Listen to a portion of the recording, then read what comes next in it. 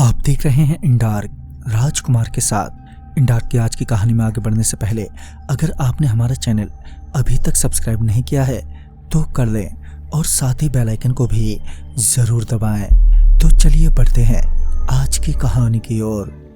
दोस्तों, सोनू जी एक बैंक में कार्यरत थे, मगर वो शहर में अकेले ही रहते और उनका परिवार गांव में।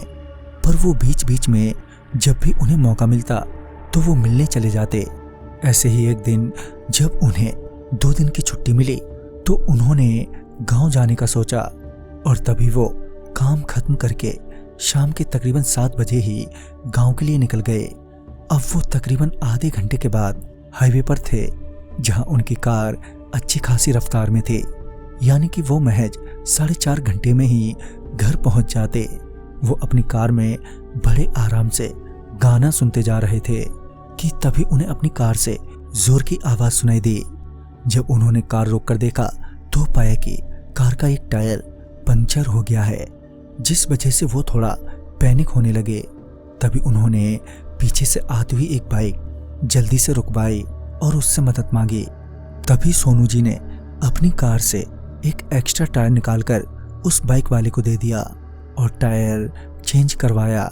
टायर चेंज होने के बाद अब वो आगे बढ़े। अब उन्होंने चलते चलते काफी रास्ता तय कर लिया था और अब उन्होंने अपनी कार को हाईवे से एक सड़क की ओर मोड़ ली, जो सीधे उनके गांव का मेन रास्ता था। वहां से उनका गांव लगभग 45 किलोमीटर रह गया था, पर रात भी अब काफी हो गई थी। उस सड़क पर दूर दूर तक कोई चहल पहल नहीं थी, कोई भी गाड़ी आ जा नहीं रही थी, पर वो अपनी रफ्तार में आगे ही बढ़ते रहे। तभी उनकी नजर सामने एक आदमी पर गई जो हाथ हिला रहा था।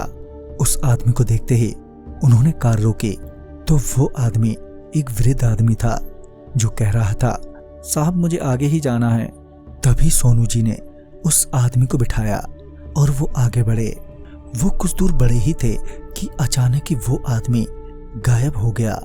ये देखकर सोनू जी घबरा गए और तभी उनकी नजर सामने गई तो वही आदमी बीच सड़क पर खड़ा था, जिसका भयानक चेहरा देखकर उनके हाथों से स्टीयरिंग छूट गया और कार सड़क से नीचे उतर गई।